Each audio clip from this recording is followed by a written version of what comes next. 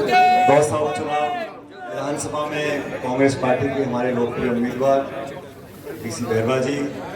हमारी एआईसीसी की जो प्रभारी हैं राजस्थान की संघर्षशील हमारी बहन पूनम पासवान जी, हमारे लोकसभा के सांसद मराई मीणा जी और रामलाल ओट साहब भी बहुत लंबे अरसे से अध्यक्ष हैं। मैं पूछ रहा था कितने साल हो गए, रामजी लाल को पद छोड़ने को तैयार नहीं है, कितने सालों से अध्यक्ष हैं। मुझे भी चुनाव लड़वा दिया, मुरारी जी को लड़वा दिया और पीसी जी को लड़वा दिया। हमारी बहन ममता भूपेश जी, रफ़ी खान साहब, खटाना जी, इंद्राज जी, शर्मा जी और सभी वो ओम प्रकाश ओल्ला जी, दोस्तों, साथियों, बुजुर्गों, नौजवान भाइयों, माताओं, 13 तारीख को चुनाव होगा और सभी लोगों ने आपको विस्तार से बताया क्या पृष्ठभूमि रही। आज उपचुनाव में उम्मीदवार हैं, हमारी पार्टी के हैं, भाजपा के हैं, बाकी 2, 4, 5 और लोग चुनाव लड़ रहे हैं। लेकिन ये चुनाव महत्वपूर्ण है क्योंकि इस चुनाव पर पूरे देश और प्रदेश की नज़र है और उपचुनाव होते भी इसलिए हैं क्योंकि महत्वपूर्ण, क्योंकि सरकार दूसरी पार्टी की है। अब 4 साल तक राज बीजेपी का रहेगा, लेकिन इस उपचुनाव में अगर हम जिन लोगों को सत्ता दिए थे साल भर पहले, उन लोगों की जवाबदेही तय करनी है। आज जो किसान पर संकट है, खाद का, डीएपी का, बिजली का, बीज का, हम सब जानते हैं, फसल का टाइम है, हम सब जान रहे हैं किन दिक्कतों का सामना हमारे किसानों को करना पड़ता है। उसका जवाब अगर चाहिए, जवाबदेही तय करनी है, सरकार को आईना दिखाना है, तो ये उपचुनाव हम लोगों को भारी बहुमत से कांग्रेस पार्टी को जिताना है। कई जगह चुनाव है, लेकिन जब टिकट वितरण हो रहा था तो मैं तो धन्यवाद देना चाहता हूँ हमारे सांसद मुरारी मीणा जी का कि इन्होंने सबसे सलाह कर और हकीकत ये है कि राष्ट्रीय पार्टी में सबसे चर्चा कर अलग अलग जनप्रतिनिधि हैं, फीडबैक होता है, सर्वे होता है, सब कार्यकर्ताओं से बात करने के बाद पार्टी को ऐसा एहसास हुआ कि कांग्रेस में जिस व्यक्ति ने पीढ़ियों से, सदियों से पार्टी की सेवा करी है, वो एक गरीब घर में जन्म हुआ जरूर, लेकिन पार्टी के लिए हमेशा, और मुझे तो इनके स्वर्गीय पिताजी का अच्छी तरह याद है, बचपन से उनको मैं देखता था पार्टी के लिए थे, तो किसी वो भी कड़क ही थे, कम नहीं थे वो भी, जो बात बोल दी तो बोल दी। लेकिन मैंने पीसी जी को देखा है, परिवार को देखा है, प्रधान आप लोगों ने बनाया, आपके बीच में काम किया, और आज कुंडल में जो माहौल मैं देख रहा हूँ, इसको देखकर मुझे कोई संकोच नहीं कहने में कि यहाँ कोई कितनी ताकत लगा दे, सत्ता का, प्रशासन का, पुलिस का, धन बल का,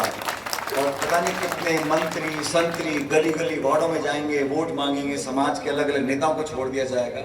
लेकिन दौसा को जो मैं जानता हूँ, आप सब लोग समझदार लोग हो,